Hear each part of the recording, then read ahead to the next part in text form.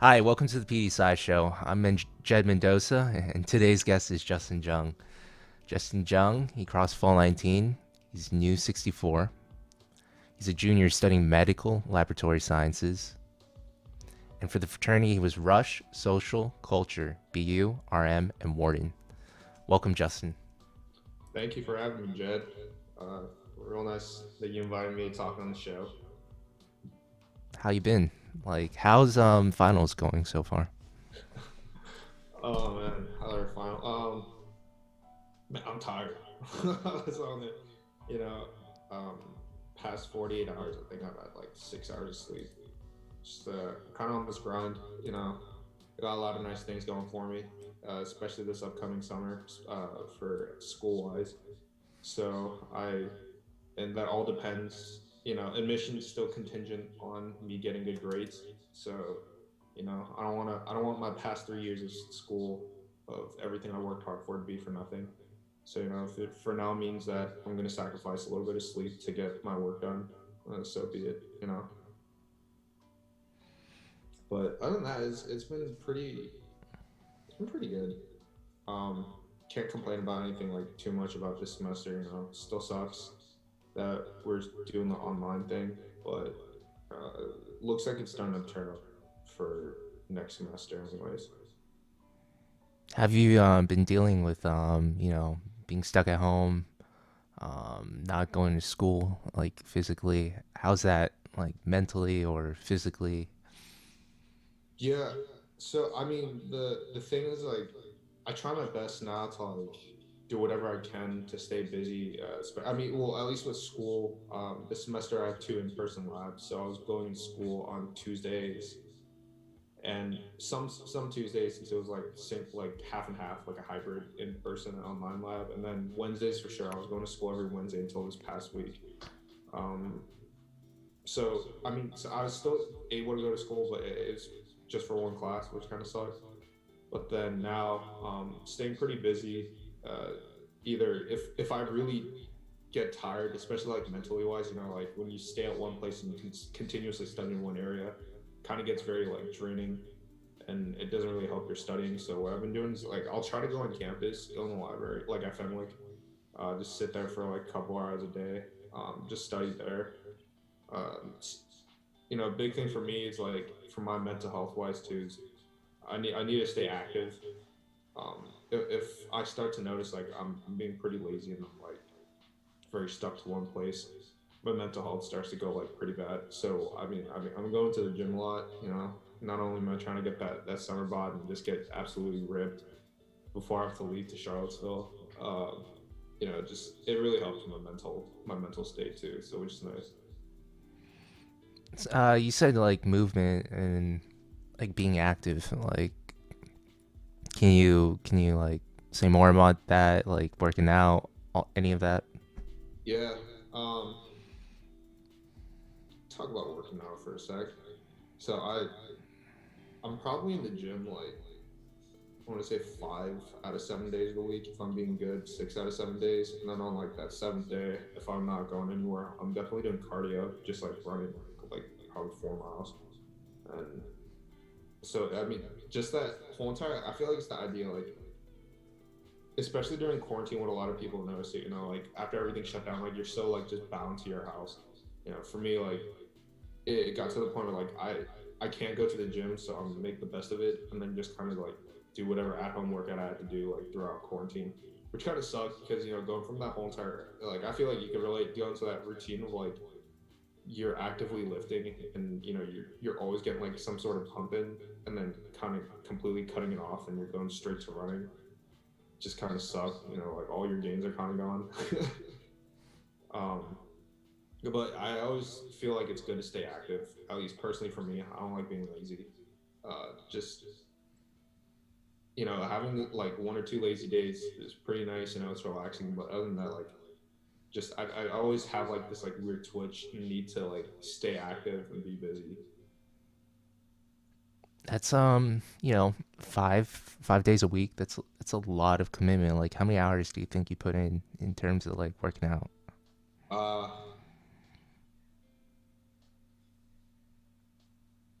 I'm lifting for a good hour and a half to 2 hours, and then I'll cap it off if I have the energy after all that. I'll cap it off with cardio for about like 30 minutes on like Stairmaster, and then that'll be it. But like it the hard I think the hardest thing about going to the gym so much, especially during the like school like the weekdays and during the school semester, is trying to balance, 2.5 hours at most out of your day.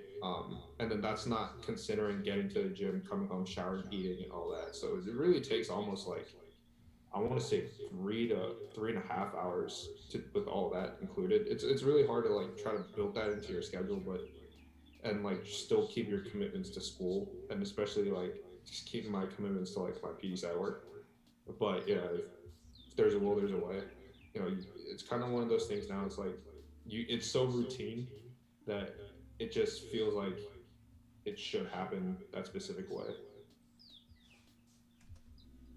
So how do you do balance that? Like all your responsibilities, all your routines. How would you do that? Like how would you advise brothers or like potentials, anybody?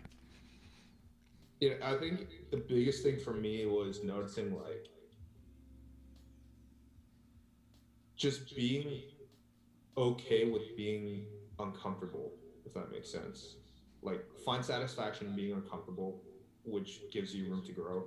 Like, especially when I talk about being in situations where you're kind of lazy, it's comfortable, but also like how proactive are you being? You're not really doing that much, or and you could be doing so much within that day. So I think it's just finding that, yeah, it's finding that satisfaction, just being uncomfortable and like kind of feeling that busy day go by. Also, it helps the day go by. Um, it's as much as like I would love to just like lay in bed, stay on my phone all day. It's like it's not really a viable option, especially now. Being an active house, and we have a lot of stuff to do, and being a student especially, that's all of our priorities. Is we're trying to graduate out of here and make a very viable future for us with the I guess the societal norm of the 4 years that we're supposed to have in school. So if I were to actually like, if I were to be able to tell bros and just in general, if anybody wants to know like how to do it, um, it's always beating that mental block that you have, you know, because especially for me, I like to get up at like I probably say 6:30 in the morning. Um, yeah, like it's comfortable to stay in your bed. It's comfortable to like hit snooze on your alarm or just hit cancel on your alarm and go back to bed. But it's like it's always like that little that little inch or that little twitch to just want to be a little bit more uncomfortable, to just be more productive in the day. Because if you think about it too, like how many other people are up at 6 in the morning that are starting to be practice? Not a lot. So meaning it gives me a lot more time in the day to be a lot more proactive in the morning. With a lot of distractions, right? Like nobody's going to be snapping me at 6 in the morning. Nobody's going to really be posting on Instagram at 6 in the morning for me to like oh my god, consistently want to go and check my phone to see what's going on. So having that like distraction out the way is pretty nice. And also, it's a good feeling when you're proactive in the morning, because then it'll be like 3 p.m. and you'll notice like, wow, I got a lot done, and I and then that gives me more time then to go to the gym, right? To block out that space, just getting up early, or when I go back, or when I'm on my weight cut stuff right now, but usually I'll try to go in the gym and do cardio nabs in the morning around that 6 o'clock time, and then come home, shower, do whatever I got to do my schoolwork, and then I'll go back in the gym later that night for like my weight training. So one advice I'd do is wake up early, and honestly, like don't have that snooze option there for you. It's get up and go. Make your bed. I'd take cold water showers to actually wake you up. Yeah. So That's man, like so far in this interview, you're probably one of the most intense bros in terms of like dedication, work ethic, like all of that responsibility. How would you develop such a strong mentality? Like we do want brothers to to get to like your level at some point. Like how would you develop that? Uh, for me, it really all started off like it's kind of how my parents raised me. Um, yeah, I'm I come from first gen immigrants. I am a first gen immigrant. So growing up, especially going through like elementary, middle school, and high school, um, I grew up seeing my parents get up at 4 or 5 in the morning to get ready for work. I saw my mom in the kitchen, making my breakfast before I can eat so I could go to school. And I saw her make my dad's lunch. I saw her make her lunch, and I saw my dad out the door before 5:30, ready to go to work. And he comes down. He leaves for work when the sun go before the sun comes up, and he comes home when the sun goes down. It's one of those things. And it's just it always just went back to how, especially like my dad liked to raise me too, with his past, and it's that work ethic that I really admired from both of my parents, in how hard and how disciplined you need to stay. Especially, it's not easy coming to a brand new country with not knowing the lick of English, and you don't know how much you're gonna make, XYZ. So, you know, I really where that kind of came up for me with my discipline and knowing what I need to get done, regardless if anybody's really looking at me doing and getting done. Because 6 in the morning, I bet you there's not a lot of people about to just start looking at me, getting my stuff done. Um, it's that drive to want to add on top of the success that my parents have brought us up so far and given us that opportunity, and I want to be able to excel beyond that point, and then build that type of future, a higher standpoint, for my future kids, and kind of like just accelerate that way. So it's really that grind, that Asian grind that a lot of us talk about, um, that I've come to appreciate, and that's where I developed a lot of it. It's just how I grew up. That's really interesting. Like the Asian grind. Like Yeah. how much of your identity is shaped by like the struggle being like Asian? Do you see yourself more as Asian or Asian American? Can you speak to Um, that? I give a lot of I'd almost say all my identity to that type of struggle. I grew up in an area where you know the neighboring city is predominantly Korean, but I grew up in the city right next to it where there's literally probably like maybe at most 10% Asian.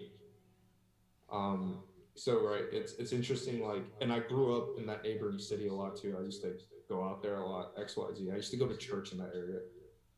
But then I'd go to school, and my main core group of friends would not be from that area. So it's kind of like I almost had like an identity crisis, to say like growing up. So but it's hard for me to fully just want to say like I identify as Asian, just because like I grew up here since I was 2. So it's like I know really nothing about that whole entire Korean culture, other than like the traditional stuff that we do at home and the stuff my parents teach me at home, kind of thing. Um, so I grew up a lot more with that American culture, especially because my parents wanted me to assimilate so much, starting school to get used to this environment that we live in now, because it's kind of like it is my future here. Um, I never really planned on having a future anywhere else but in America. So That's interesting. Because PDPsi is Asian interest. So does that run counter to what your parents wanted, or?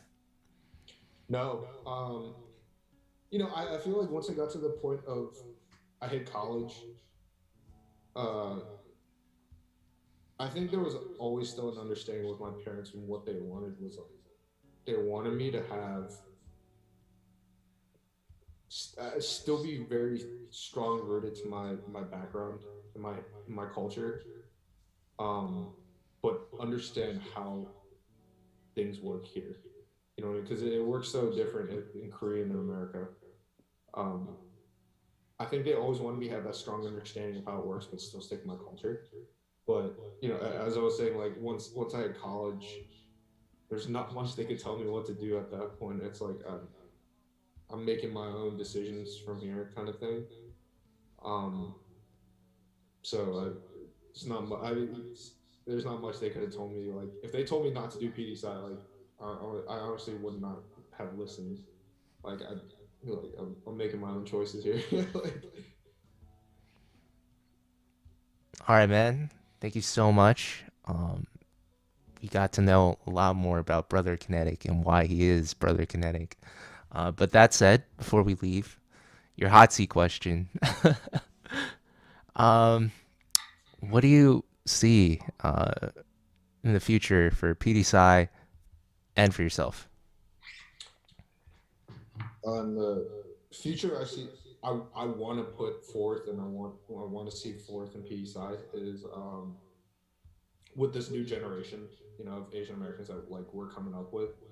I want to see it continuously grow, and for people to still find interest in the Asian culture, um, and for us to be able to be that type of like that home where we can help develop their interest and their knowledge of different Asian cultures and just how we could push through in society. Future for me, you know, I've always had my goal when I was a kid. Um, I want to be an officer in the U.S. Navy. Um, I'm still sticking to that. You know, there's not a day I don't. There's not a day that goes by without me thinking about how I can achieve that goal and what I have to do to continuously achieve that goal. So that's so far my future. But other than that, I'm just trying to graduate. All right. Thank you, Justin Jung. Um, well, that's it for the PDPsi show. So wherever you are, whenever you are, have a good morning, good evening, good night. AY.